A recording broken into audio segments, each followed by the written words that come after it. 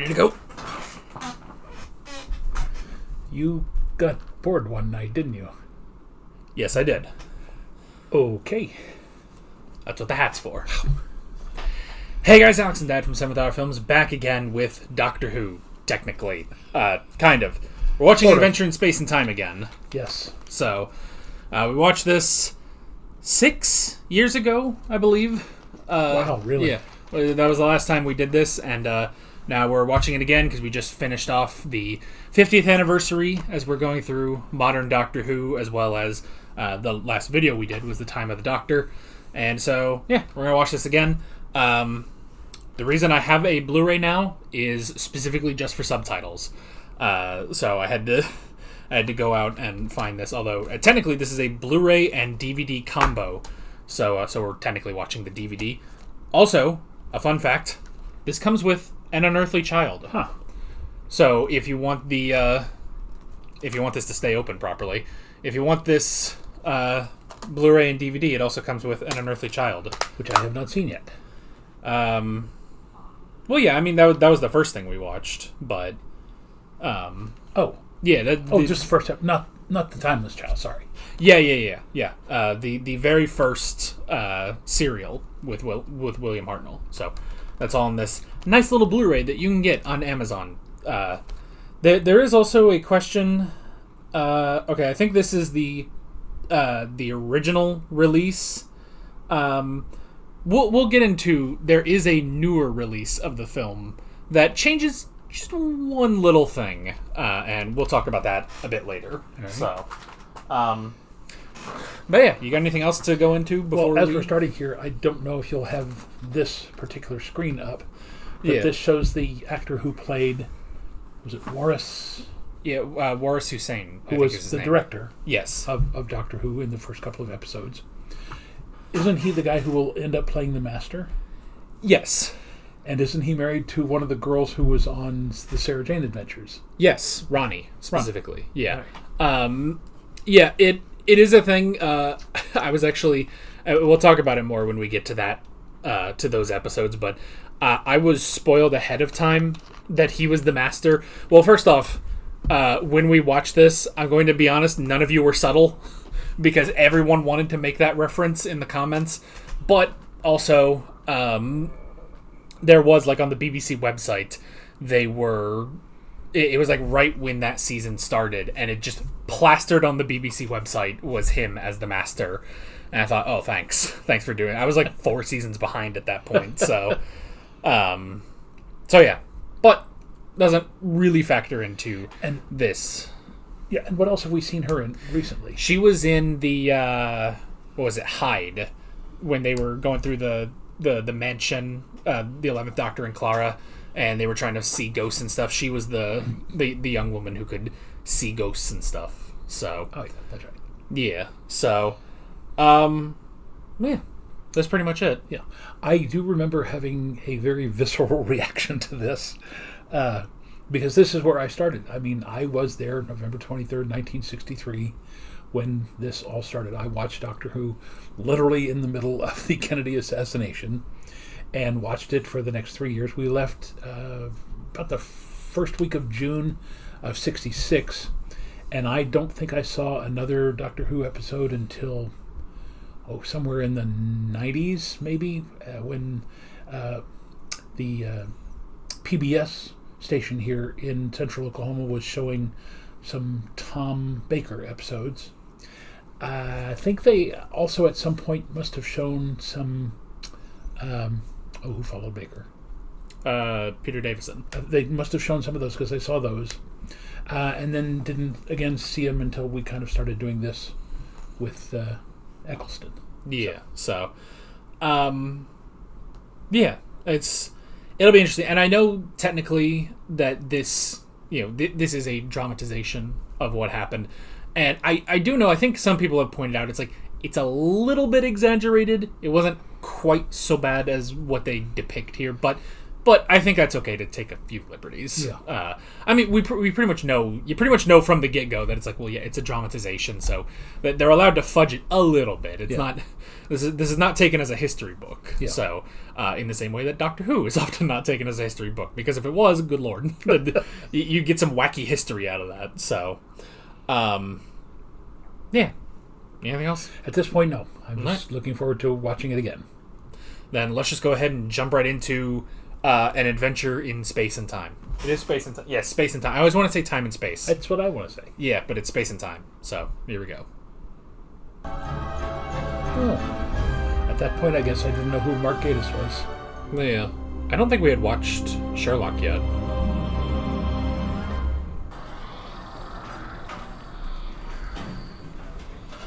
Can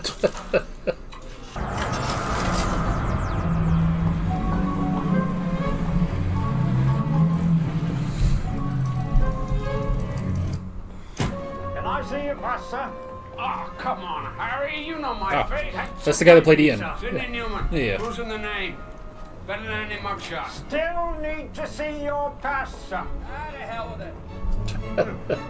That's not the way we do things at the BBC, sir. We got a gap to plug. 25 minutes. How about another Dickens? Fossilized, Mervyn. Fusty. Frowsty. And all less polite words beginning with F. I got a word for you, though. Fun. We need stuff to keep the sports fans hooked. And the kids, too. Competitive tiddlywinks. You know what I'm talking about. Science fiction. Is it really that popular? It was last time I took a look. With juvenile boys, perhaps. I like it. Exactly the demographic we're looking for. She thought the balloon had gone up. What? She thought we'd all had it. Cuba. No point in holding back if the missiles started flying. So she put it about a bit. Not. It's weirdly the laziest dance in the world. Oh, you really need to watch somebody who really is into it, because it's more than just Well, yeah, twisting.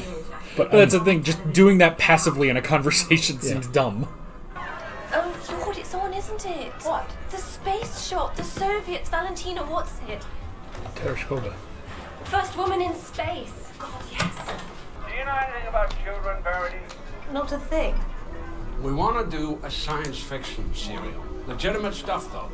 No tin robots or BEMs. BEMs? Bug-eyed monsters. You know, mutations and death rays. Brains Yeah. with How that committed are star you to that? kind of crap. They travel about space and time, getting into scrapes. That's a lovely idea. You know me? Pop, pop, pop. We want history, too. Proper history. The kids at home should learn something. And they still should. What about the other man, Yeah. the quirky character? I don't want you to be my assistant again, kid. I want you to produce it. Produce? Sure. They've never had a female producer here. Sit down. You're just what this place needs. Someone with piss and vinegar in their veins. Thanks. I think. I did a show called Pathfinder.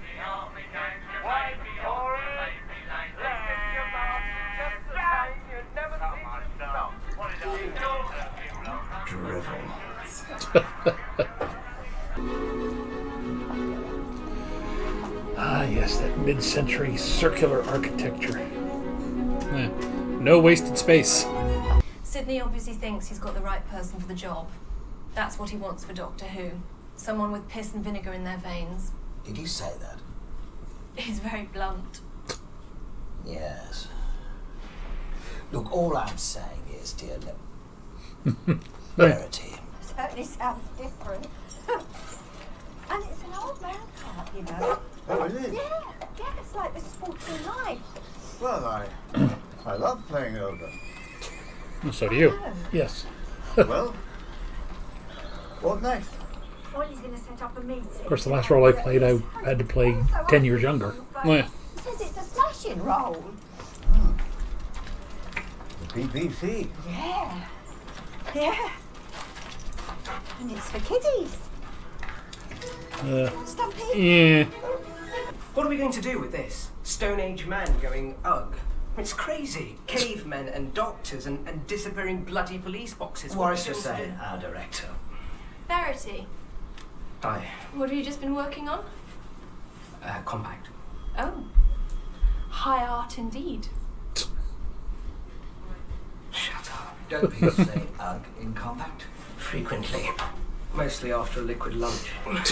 The caveman script is the only one ready to go. We have to start with it. Right. And where are we shooting? Lime Grove, Studio D. Oh, God, not there. We can't do anything there. It's a broom cupboard. It's smaller on the inside. It's the wrong shape, and the sprinklers go off when it gets hot. Hello? Yes, sir. Gin and tonic and a pint of wine. Vodka and tonic and a red wine, please. Sorry, lad, I'm Vodka still- and tonic and a red wine, please. Vodka tonic, red wine. Do you want money or not? I'd have been stood here all night.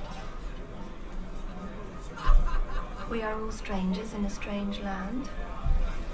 Very profound. Isn't it? You'll find I'm generally pretty profound. I wish I had your front. Shared you behind. What's up, little peach? First Indian director this place has ever had. So we've got to stick together, haven't we? Make our little show work. That'll teach them. Who? The old guard. This sea of fag smoke, tweed and sweaty men. Oh, been there. Not that I'm knocking sweaty men. They said. Well, she didn't get here standing up, did she? Sydney's bit of fluff, am I? Yeah, well, that seems to be the impression. And how else could you get a promotion like this? A promotion like what? I'm trying to recreate the Stone Age with airfix glue and bloody baker foil. We're trying Yeah. to- Yes. Yes. Sorry. Well, here's to us. The posh walk. And the pushy Jewish bird. Cheers. L'chaim. Cheers. Scripts, I need to see scripts. Oh, they're going wonderfully. Wonderfully. The people. You see, if you point a camera down its own monitor, it creates the most wonderful shapes, patterns, like mirrors, endlessly reflecting, swooping and pulsing like butterfly wings. Maybe I could be in them. Just pop in front of the camera, would you, Tony? Let's see how that looks.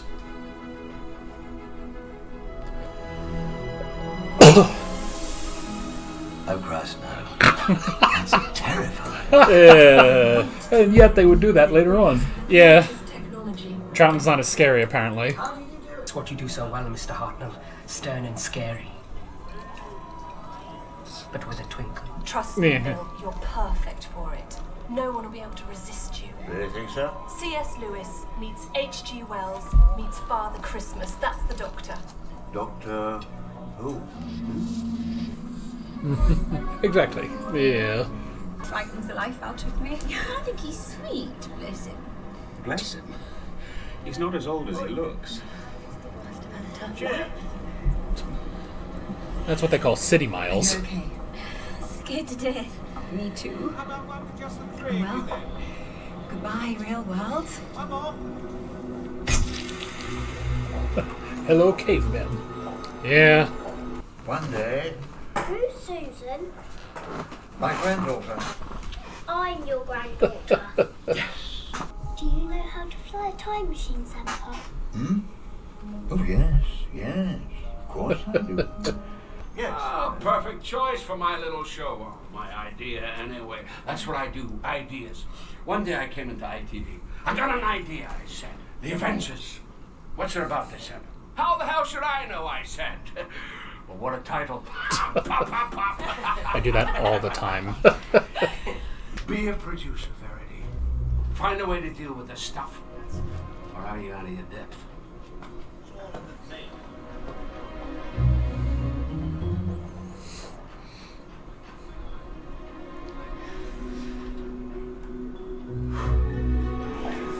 Right. Go get a yardstick. Start hitting people until you get a TARDIS set. Do they have yardsticks in the UK? Yes. Okay, good. Here, madam. Here's your bloody TARDIS.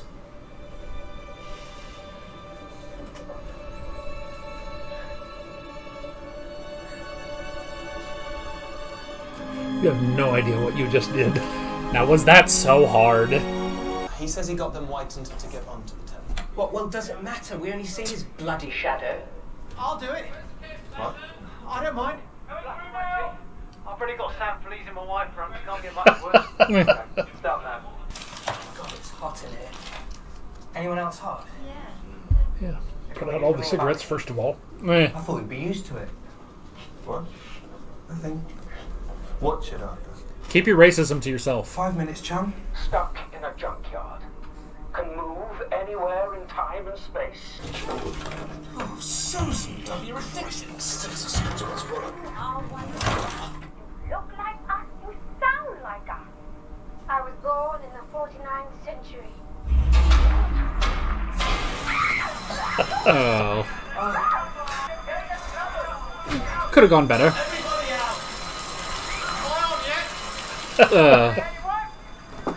I've done my teeth.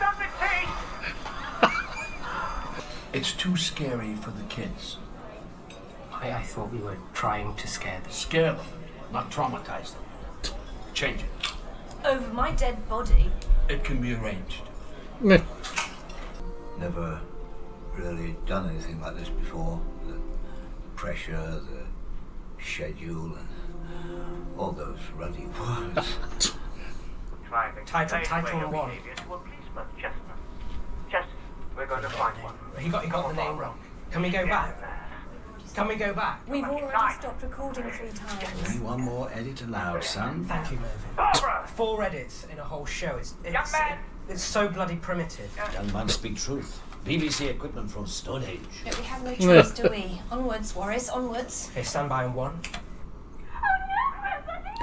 It's at least in character that the Doctor would get his name wrong. Does the radiation read, Susan?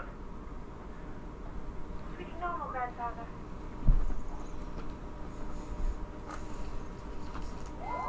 Oh no. They landed on Skaro. Okay, good. I'll tell them we can make the transmission date. Oh, thank goodness. How are the other scripts coming along?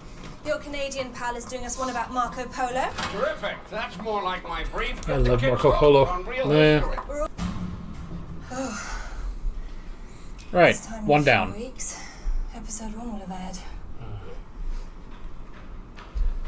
Braveheart, darling. I think will be a smash. Hideous machine-like creatures. Eh. It is with deep regret that we announce that President Kennedy is dead. He was shot down as he was driving in an open car through the city of Dallas, Texas. The identity of the assassin remains unconfirmed at this time. And now in the middle of your morning, here's some weird sci-fi crap. Afternoon. Yeah. Now, what's odd, I really don't remember them repeating it the next week. Oh, yeah. You know what else is odd? This kind of happened when they tried launching the 8th Doctor movie. I mean, there wasn't a presidential assassination, but it ran against, like, a Roseanne finale. That's why it tanked. And I want to repeat. What? On Saturday. Repeat episode 1 before episode 2. No one was watching because of the assassination. Oh, I see. This is Kennedy's fault. We deserve a fair Well, it's crack Oswald's as well, fault. Sydney. You better be right about these Daleks. Let me be very clear, young lady. Your neck's on the block. Monster for the next story. What, St. Pancho and egg whisk? You will recover shortly, unless you force us to use our weapons again. In that case, Well, everyone, Eat the Daleks. they're creepy, aren't they? They're actually really creepy. There's something thank you, unnerving. Yeah, there's something unnerving about them.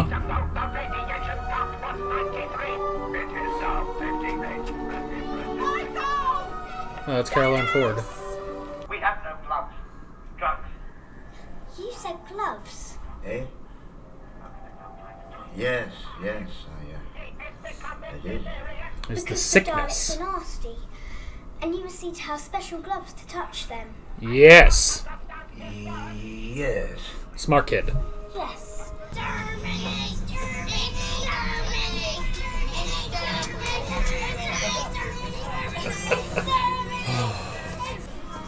How high up that door handle is.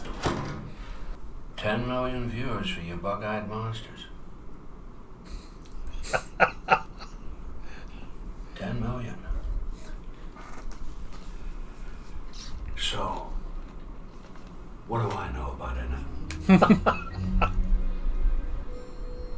Well done, kid. That's a Christmas present right there. Quickly, child!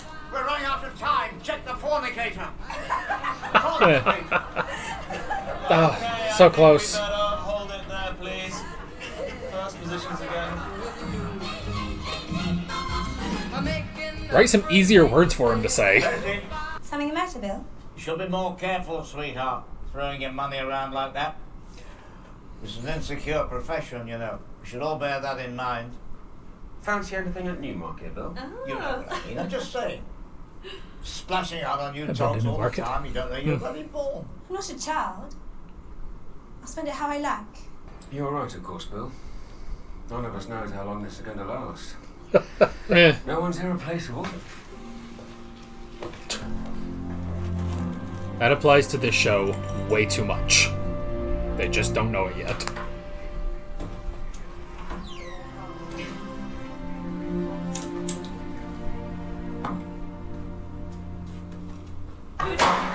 Oh, jeez. Sorry to see you go, son. So what's next for you? I've been offered a passage to India. One way? Bill, I hope you never change. If I recall, again, I don't know for sure, but I think Passage to India was nominated for an Academy Award. Well, I can look that up now.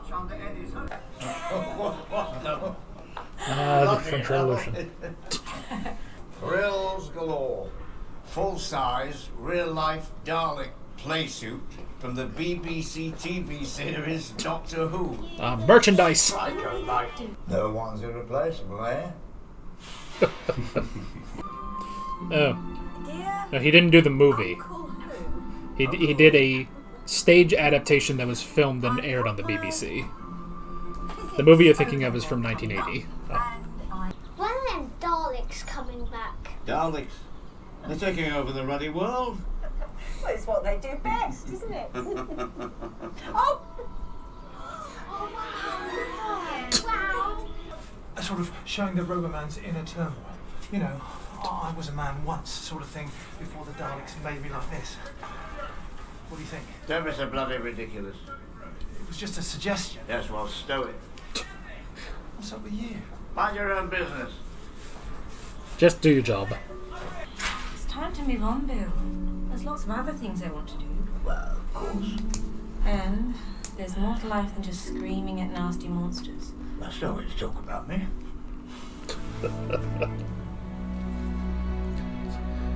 It would have been nice if they gave her more to do. That's lovely, Bill. Really lovely.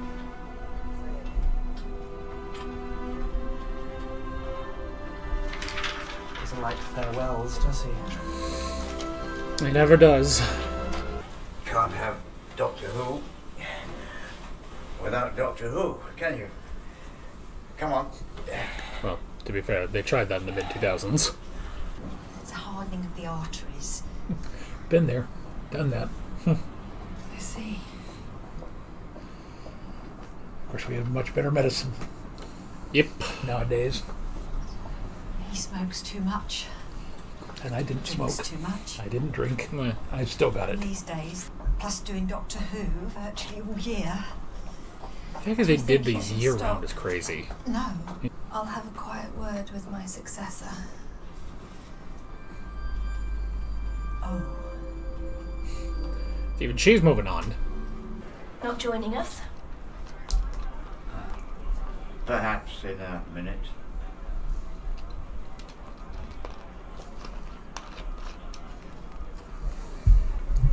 So is this still Lime Grove, or did they move to a different studio? It must be that they got somewhere better. Yeah. Smile. Fellas, Jackie. Look at each other.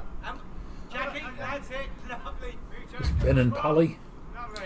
No, it's Stephen and Dodo. Oh. Oh, there they are. Yeah. Oh, hello there. Where are you going to take the TARDIS next, Sampa? Oh, I don't know, darling.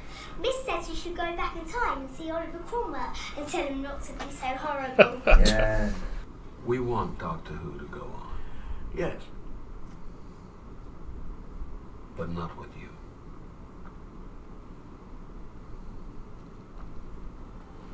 Like you said, things have got to change. You approve? Oh, yes. Yes. Quite. Patrick Troughton. Excellent choice.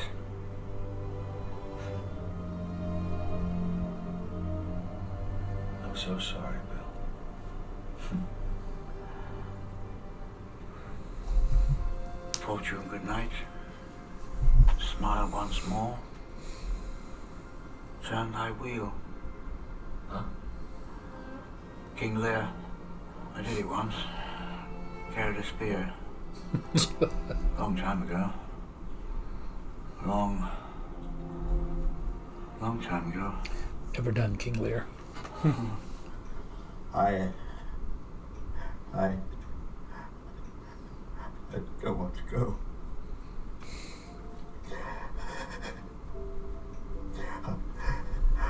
I don't want to go.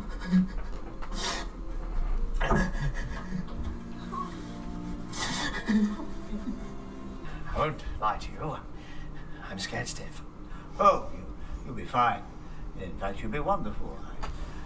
I told them, you know, there's only one man in England who can take over. Oh? Couldn't they get him? He doesn't quite look it, but he kind of has the voice down. Yeah.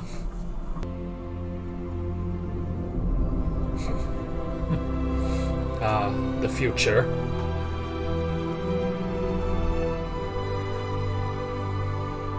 Matt Smith probably wasn't even born. Yeah.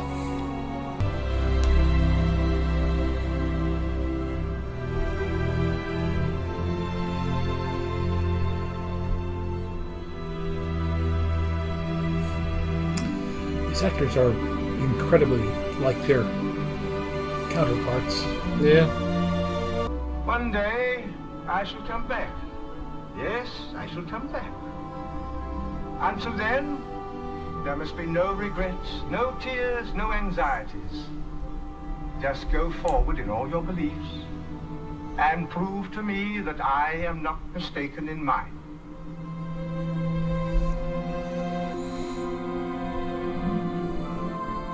Alrighty.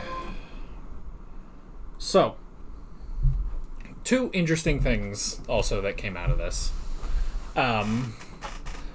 Number one is, because this was written by Mark Gatiss, they did film a regeneration between the second and third Doctor. Because if you remember, that's never shown. Yeah. So they used the actor there that they had for Patrick Troughton, and Mark Gatiss himself dressed up as the third Doctor. And so I have no idea where that is, but it's somewhere online. Second is they re-aired this during the 60th anniversary. However, when they did that, they replaced Matt Smith with Ncuti Gatwa. Huh. Yeah, so they had him at the console right at the end. And I was very curious if we were going to get that cut. So we didn't, but that's okay, since we just finished up the Matt Smith era. But I do kind of like that idea of just now every 10 years we just put in the incumbent Doctor. I think, oddly enough, because they have the technology to do this, I think it would be nice if there was literally just a montage that he sees Patrick Troughton and then Pertwee. John Pertwee and just all of them the way they appeared then, and so he can see that it went on for 60 more years. Yeah, so well, yeah, that is once again an adventure in space and time. Now, all right, so they had the original Barbara and the original Ian. Well, the original Susan. Yeah. Oh, yeah. So, I don't know about Jacqueline Hill. What? Jacqueline Hill died, I think, in the 90s, or maybe in the 80s. I think she died very early. So, but they did still have William Russell, who was alive at the time. He has since now passed away, just within the last couple of years. And they did have a brief cameo also by Carol Ann Ford, who is still alive. She's in her 80s now, but she's still kicking. So, but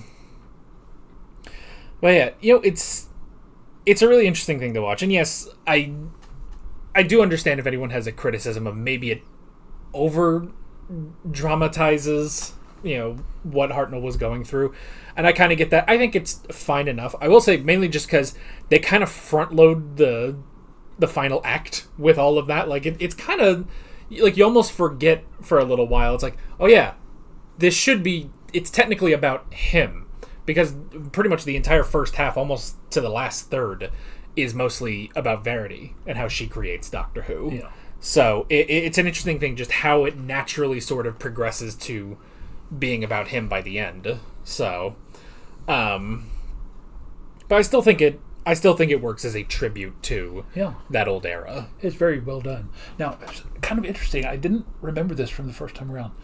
Brian Cox, I know it said he was from Canada, but he did not have a distinctly what I thought Canadian accent or a British accent. Yeah. He sounded more American. Yeah. Because just of some of the way he was saying things.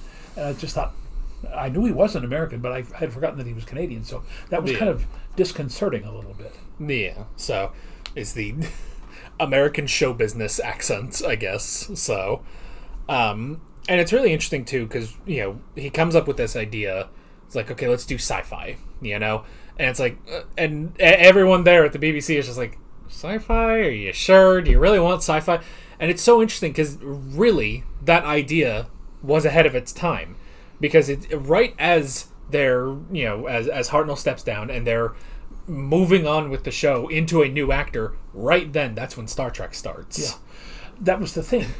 There was a lot of sci-fi movies in the late 50s and early 60s because writers began to understand, like Terry Nation did, that you can set modern day problems, racism, fascism, income inequality, all that sort of stuff, in a science fiction story, and people cannot be literally beaten over the head with it because they'll see it, they'll understand it, but they'll say, well, that's on Vortis. We don't have to worry about that.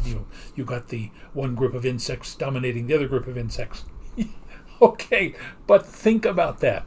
Somewhere it did instill in a large group of people, especially the young people back then, me being one of them, that yes, there's a lot that you can do. And yes, Sydney was right. There's a lot of cheap science fiction that's just bug-eyed monsters. What are you going to do when giant ants, take over the desert? And that a lot of that stuff is nonsense. Yeah. Although underneath that, there's still, along with Godzilla and some of the others, what are the effects of radiation? Remember, in the 1950s and 1960s, or late 50s, early 60s, we were only 10 years on from the invention, literally, of nuclear weapons. We had no idea at that time what that radiation would do to you. Yeah. We knew the immediate effects from what happened in Hiroshima, and forgive me if I said this, I actually had to look this up just in the last year. The Japanese don't pronounce it Nagasaki, it's Nagasaki. So anyway. Yeah, that makes sense. We know that it immediately killed thousands and thousands of people, 40, 60,000 people in just, a moment. But then there was the radiation sickness. Now, beyond that, we didn't know if the survivors carried that radiation, would that radiation mutate their genes, and if they were able to reproduce and pass those genes on, what kind of mutations those would be, which is how we ended up getting the X-Men, and we got the Fantastic Four and Spider-Man and all that. So, again, this was, you're right, it was literally the inflection point, the first time that somebody said, let's do not an anthology series like Twilight Zone, but let's do a series with a leading character who basically takes us not only through the past to learn from those mistakes, but into the future, because that will allow us to show the problems we have now, but in a way that doesn't, smack you back and forth and say, you've got to listen to this. So. Yeah, well, and it's just an interesting time in the 60s as well, because you have this, you have Star Trek, and then, as you mentioned, Godzilla for sci-fi and, everything with radiation and stuff like that. And then at the same time, in the 60s, you also had stuff like Dune, which is just like, it's kind of crazy when you look back at Dune and just be like, boy, that's it seems like something you could write now, because it's like, well, we have had all this sci-fi. It's like, no, that's what started a lot of this, is this crazy sci-fi epic concept. Yeah. And that was in the 60s as well when that book was written. So it is interesting, just this turn of sci-fi in the 60s. Now, granted, while, like I said, it's once Hartnell steps down and Troughton takes over, and that's when Star Trek starts. But at the same time, even, Star Trek doesn't get popular right then and there. While Doctor Who had an uninterrupted run for, nearly 30 years, Star Trek kind of came and went to syndication, and then it got popular. Yeah. And then after Star Wars, after Star Wars and I think Close Encounters of the Third Kind, they were like, hey, we could do a Star Trek movie. So it's an interesting thing. Honestly, you look back and it's like, well, honestly, Star Trek had a much rougher history. Pretty much everything prior to The Next Generation launching, it's like everything before that is so much rougher than Doctor Who was. Yeah, you're right. Star Trek literally was canceled after its second season, but the fans brought it back and they ran it for a third season. But after that, they couldn't save it. So yeah, and if anything, that didn't happen in Doctor Who until the Sixth Doctor with Colin Baker, because they did pretty much, they were like, yeah, no more, and the fans were like, no, you got to keep going. It's like, we'll keep going for a little while, but you're on thin ice, and just a couple years later is when it would fall through, and we get the great wilderness years of Doctor Who, something we may or may not be about to go back into right now, but yeah, so it's a very strange thing. And then of course, like when you just get the concept, kind of the concept, just the design of the Daleks, and you just look at it and it's like, this does look like everything he specifically hated. Bug-eyed monsters. It's a robot with a bug eye. That's exactly what it was. But I like, as they show that in that scene where they're filming it, and you just see it just full front on in the camera, and they just go, they're kind of creepy, aren't they? It's like there's something so strange, because there's like nothing human about them. Well, one of the other things too about that is, again, going back to at least Forbidden Planet, the robot, Robbie the robot, was still in humanoid form. He was very big and very bulky, but he still, walked about upright. The design of the Daleks was so different because they weren't humanoid. Yeah. There was nothing that made you think that these were once humans, even though they said there's actually some creature inside them. And it's like, and how long did it take before we ever saw one of the little squids? It was a good while, a good number of episodes before we actually saw what was inside. Yeah. So, what I would also like, now that I think about it, is I would love to know the history of the two movies that they did with Peter Cushing. How did those happen? Because that was pretty much at the same time that they were doing this, like 1965 and 66, that they made those movies, and it's like, who came up with that? Did anyone like them? Were they any popular? Because now I'm kind of watching this. It's like, do you think all the kids went to go see that movie and they were like, "Where's the doctor? That's not the doctor. Yeah. What are you talking about? That's not him." And it's just like, again, I'll be honest. I lived off base. I was living in Mildenhall in '65. When that movie came out, and I don't have any memories of it. Yeah. I went to see Hard Day's Night, and I saw something else. So I remember British movies at that time, because we would go to not only the cinema on base, but also the local cinemas, and I don't remember the Doctor Who movies at all. Yeah. So it's, I don't know, they're a strange anomaly, definitely, but as for other stuff, I mean, I guess you could even say with Star Trek, like, even when they were making Star Trek, it was not a year-round show like Doctor Who. It is kind of crazy that is a thing that happened. And it's kind of, there's a similar thing that happened with anime back in the days. Like you would have a lot of anime, but there weren't as many anime being made like 20 years ago as there are now. So a lot of times it's like, well, we gotta keep these anime playing on TV, and it's like, so a lot of times they would just run year round, and it's just like, well, we've kind of caught up to the source material. Filler. Make up a story then to pass the time. And so that's how you keep Naruto and Yu-Gi-Oh! And stuff on the air. Now, again, this is my recollection of that time period. You have to remember, I was, in my early teens. I know that in American television, they were already starting to film it, and then, even though they would do usually about 26 episodes a year, then they would go into reruns. Yeah. But, like Coronation Street and some EastEnders, I don't think EastEnders was on by this time, but Coronation Street was going by then. But Coronation Street was like 2 episodes a week. But again, they didn't repeat because it was a soap opera. Then they thought that they could get away with it. I just don't understand why nobody said, we could lessen the strain on Bill Hartnell if we only did 25, 26 episodes. Yeah. And then repeat them, and then come back the next season with better stories, and he would be in better health. And like he said, give me some time off, and I can do this. Yeah. So it's a very strange thing, and I mean, how long? I guess they pretty much did that the whole time. Like, pretty much all of classic Doctor Who was this year-round model. Yeah. So they very rarely took any breaks. So, and then occasionally they would do that. I think before the end of the 4th Doctor's era, they reran some of the regeneration episodes because they were like, look, we're about to have Tom Baker leave. We haven't done this in 7 years.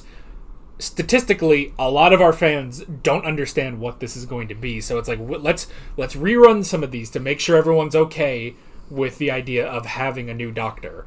And kind of worked. I'm sure a lot of people left after Tom Baker left, but yeah, it's just such a crazy idea to just run it year round, especially when the whole show, it is strange to think, it's like the whole show did really hinge on him, even though he is the main character, but at the same time he's the main character, but when you go watch those early episodes, like, but he's kind of not, he's the old man in the box, he takes them to all these places and stuff, but a lot of the episodes would revolve around Ian and Barbara doing something. Yeah. And it's only when they leave that he starts to take a more active role as the main character. Yeah. And then to just hinge that on him. But I guess all of them were thinking, well, once the old man has had enough, the show ends, good job, we had a good job, let's move on to the next show. And only Sidney Newman was like, no, we can keep this going. He's an alien. He can change his face. So... yeah. And of course, I guess the other thing, the only thing this kind of glosses over is the Toymaker episode, because that was supposed to be the original part where they regenerate the Doctor, where the Toymaker makes the Doctor go invisible, you just hear him. What it was supposed to be is that when the Toymaker brings him back, it would just be a different actor, but they ended up, maybe it was Sidney Newman, someone just canned that idea. That doesn't work. We'll have to come up with a better idea for that. Was the Toymaker in 65 or 66? Do you remember? I think it was in 65, so that would have been season 2. So that was kind of their first attempt, and maybe that was just higher ups being like, you can't keep him around, and either Sidney Newman or someone else just axed that idea. So, but it planted the seed, because all Hartnell had to do for most of those episodes was just do the voiceovers, which he probably did live, but still, and probably had a script in front of him, so that was easy enough. But the idea that somebody had said, hey, what if we were to figure out a way to change this into another actor? And Sidney Newman originally says no, but then when it becomes very evident that Hartnell can't go on, he said, you know what, maybe we can do that, but let's do it in a way where he will essentially set it up, and then when he changes, the two characters, Ben and Polly, would say, who are you? And he goes, I'm still the Doctor. It's just that I've gone through. They didn't say regeneration the first time around. No, they didn't. They don't say regeneration until the third Doctor regenerates specifically.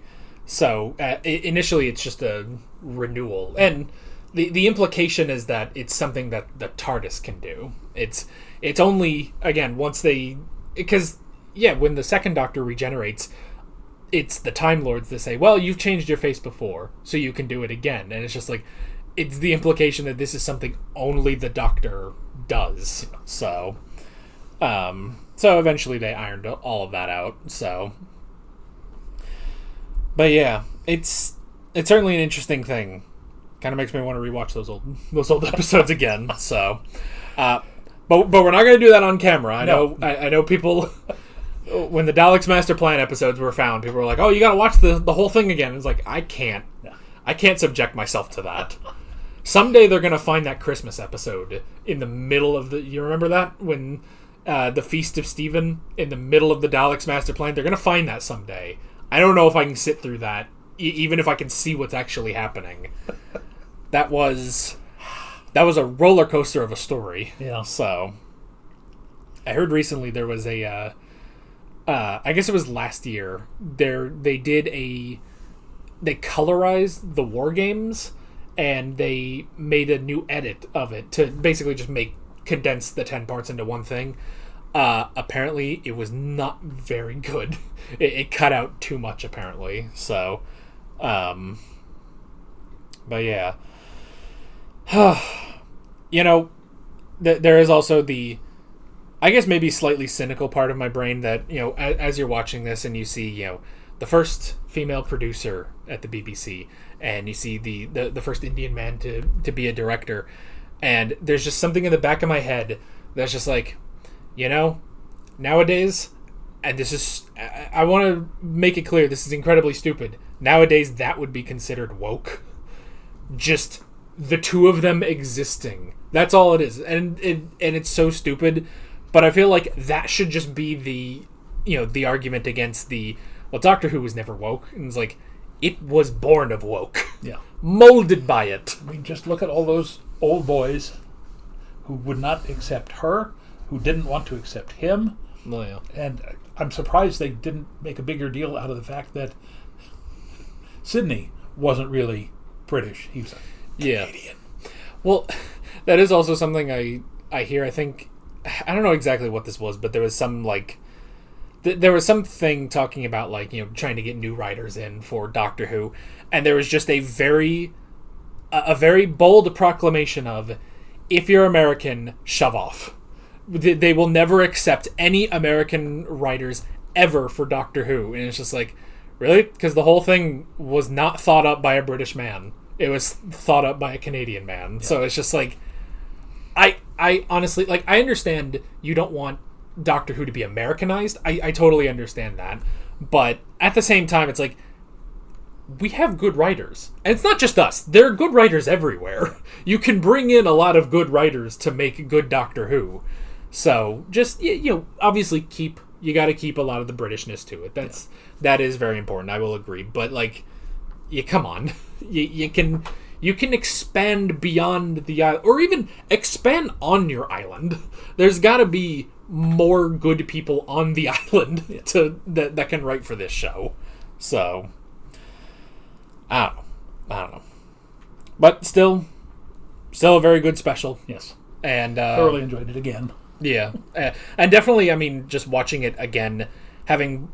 It's funny because not only having watched the Hartnell era, so we get a lot of the references here, but then having watched the rest of Doctor Who, you get all the little Easter eggs that Mark Gatiss throws in. The "I don't want to go" being from the 10th Doctor. There's one point where Verity says to Warris, "Braveheart, darling," and I caught that. I was like, that's something the 5th Doctor says. There's a video. It's like a compilation of all of the Doctor's different catchphrases, and for the 5th Doctor, it's "Braveheart, Tegan." So, Tegan. Yeah, it's we've been through a lot with this show. So, in fact, actually, I guess maybe this is a good time to ask: how does it feel to watch 50 years of television in like 5 years? Because that's what you've done now. Yeah. So, it's always fascinating to me. Again, the perspective that I have is not one that a whole lot of people still have. Yeah. It's like when I tell people, there's probably only a handful of people on Earth who have seen London Bridge in London and in Lake Havasu City, Arizona. But I'm one of them. You know, how many people who were there in November of 1963 who are still watching Doctor Who? Yeah. Because I am. You know, I have now literally seen 50 years plus of this. And it's fascinating. Even when it's bad, it's good. You know, yeah. We've seen some clunky scripts. We've seen some scripts we do not understand. I mean, we won't mention their names, but you all know what we're talking about. There are scripts we look at and go, what the hell were they thinking? Yeah. But beyond that, there are also some brilliant things. There's brilliant performances. It's just from the very beginning. You know, I've always said, you know, Marco Polo, the Crusade, the Web Planet. Those are some of my early favorites. Simply because of the ingenuity behind them. So, you know, and then going through Patrick Troughton, and seriously, you find just absolute gems among all of them, and there's a reason why it is still going today. And if they let it falter now the way they did back in 1989, then shame on them, because there's still thousands of stories to be mined from this particular vein. Yeah. It should not be so hard to find someone who will write Doctor Who and someone who will be the Doctor. It cannot be that hard. Yeah. And yet the past 3 or 4 years, it has been that hard. So, although, again, as for the actors, they try. They try. As much problems as I've had recently, Ncuti Gatwa was not one of them. He really did his best, but... And, you know, as we talk about all the different stories we've seen, both good and bad, it does make you wonder, what were the scripts they threw away at the beginning? Those must have been really bad. Yeah. So, oh boy. But yeah, that's an adventure in space and time. Next week, technically we should technically be on break next week, but we're going to give you just a little nice little video. We're going to go through all the Matt Smith episodes as quickly as the two of us can possibly do, which means it'll be like a 40-minute video, and we're just going to run through all of those, give our quick thoughts on the Matt Smith era, and the next week after that we'll be on to Peter Capaldi, and we will continue. We will start the next 50 years of Doctor Who. So, but yeah, you got anything else? I got nothing. And with all of that said, we're Alex and Dad from 7th Hour Films, and we will see you guys next time. Take care. Alright guys, thanks for watching this video. There's a bunch of links on screen if you want to go click around any of those. There's a playlist with all of our modern Doctor Who, maybe classic Doctor Who. There's 2 Doctor Who playlists on the screen. I don't know which ones they are. There's also a subscribe button and a Patreon button on screen, as well as other links in the description if you want to go check out any of those. See you guys later.